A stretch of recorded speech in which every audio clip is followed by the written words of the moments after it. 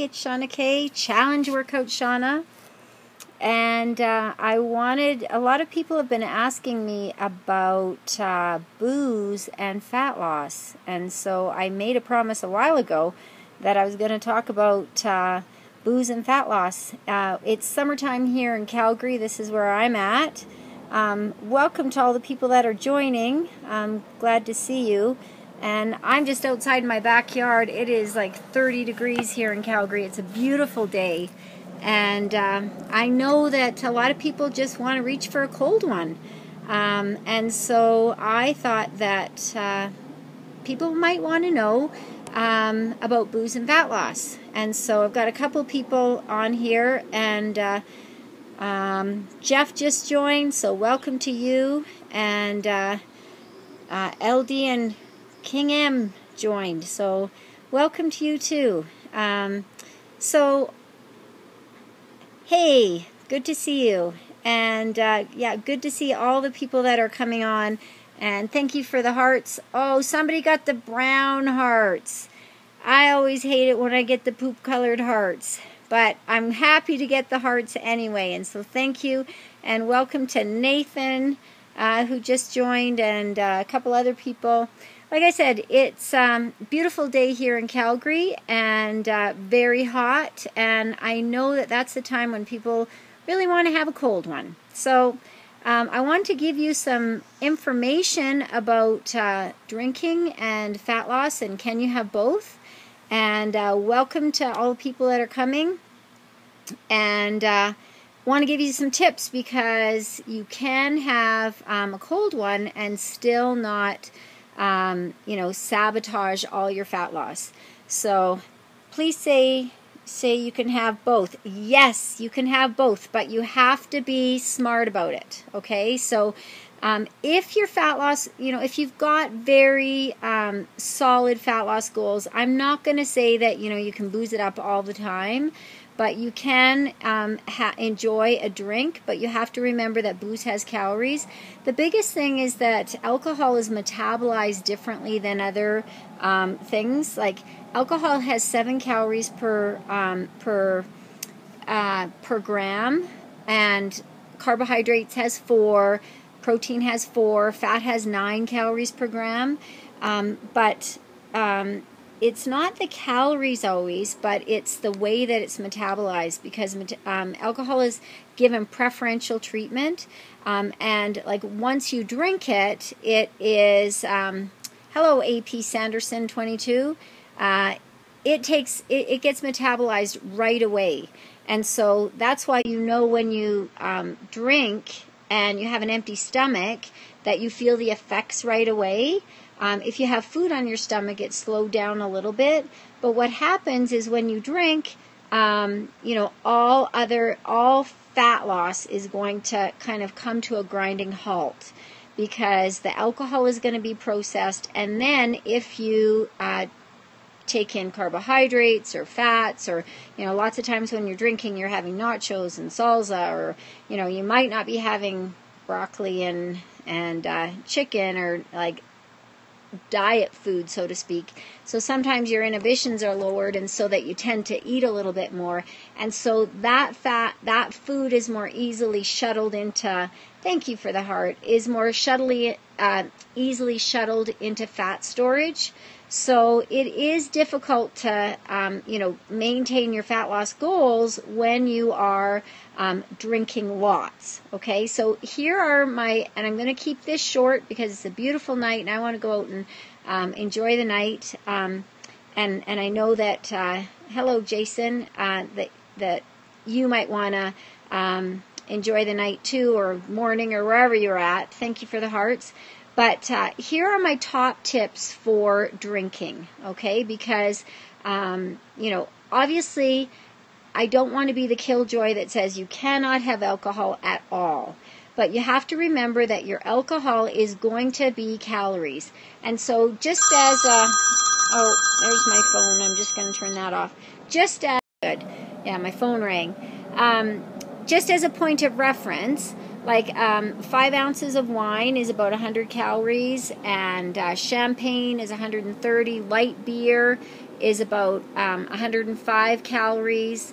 If you just have regular beer, it's about 140. Dark beer is about 170 calories. These are, the beer is about 12 ounces. Hey, MFE22.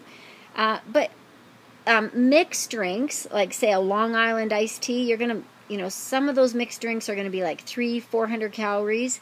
Gin and tonic, about 200 calories. These are just for the regular sized drinks. So Rad Dad to Noah and a heart. Thank you for the heart, Rad Dad, and thank you for joining us.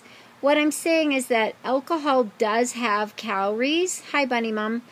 And so you have to consider that, because at the end of the day, there is a certain element of calories in.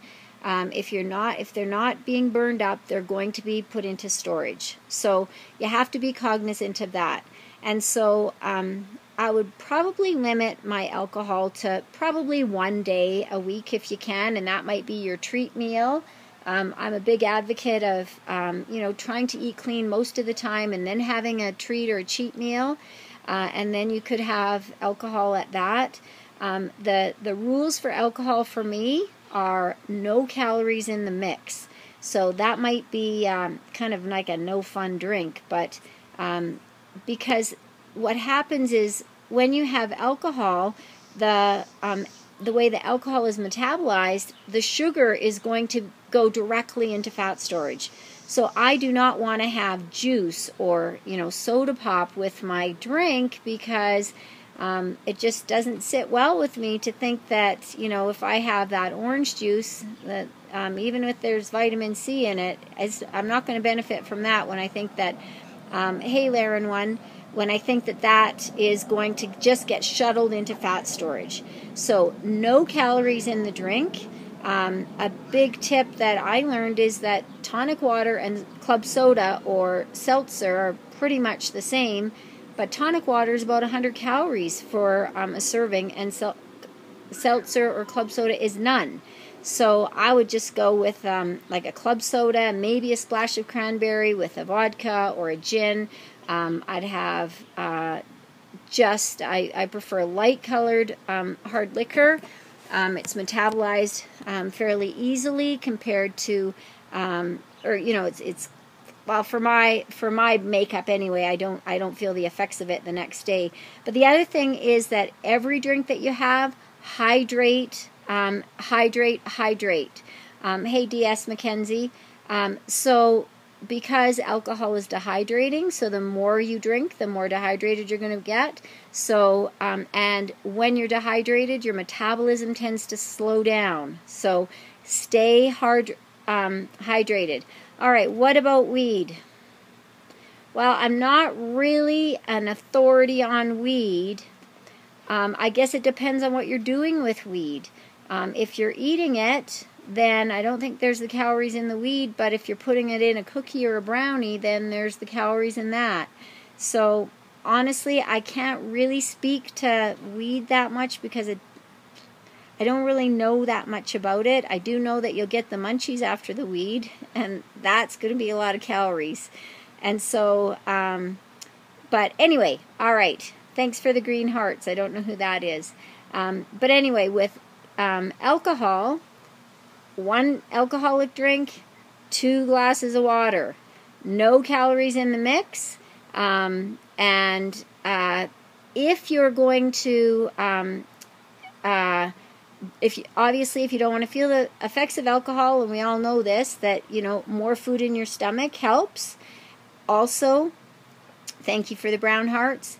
If you want to minimize the effects of alcohol, you could have a really, and this goes for any kind of treat meal, when you're going to have lots of calories. If you have a really metabolically challenging workout prior to a treat meal, whether that's alcohol or just big pizza, if you get your metabolism all fired up, I think I'm steaming up here, prior to ingesting lots of calories, that gets your metabolism boosted as well. And so that's a great way to kind of offset. I mean, the whole idea is that you do need to have, you do need to have some restraint if you're going to, if fat loss is a big goal of yours, but you can have both if you are smart about it. And if you are drinking, try to limit the food intake. Carbohydrates and fat in particular. You can have lean protein, you can have vegetables, even though vegetables are carbohydrate, but starchy carbs, like all the things that are delicious when you're drinking, like chips and I don't know what, pizza and all that kind of stuff. So if you try and limit that stuff and increase your protein intake, that is not as easily turned into fat. So I think I've been going long enough, and just wanted to check in. I've been off on holidays, so I haven't been doing much scoping, so I want to get back to it. Thank you for the hearts. If you have any fitness questions or anything, I'm always open to that. I run a fitness boot camp and do all kinds of online training. You can head to challengeworkouts.com to find out lots more about me. I've got lots of good tips for you. If you drink water, if you drink, it is good if drink water. I think that person's trying to say that if you're drinking, drink lots of water because you're going to get dehydrated. The other tip I have is if I've had a lot to drink, which doesn't happen very often, but I really top up on the water before I retire, and that really helps with, because lots of times the hangover is really just you're just dehydrated. So just keeping up with all the water during your party night, before you retire, the next day, and I don't know, the hair of the dog, people tend to think if you start drinking first thing in the morning, you get better. Not so much. Just start drinking water the next day. So, all right, thanks so much for joining me. Challengeworkouts.com if you have any fitness-related questions. And thanks for joining. All right, thank you. We'll see ya. If I can figure out how to turn this off. I'm kind of new to this. Swipe down to stop.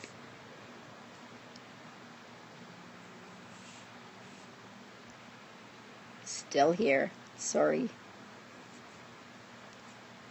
Nope.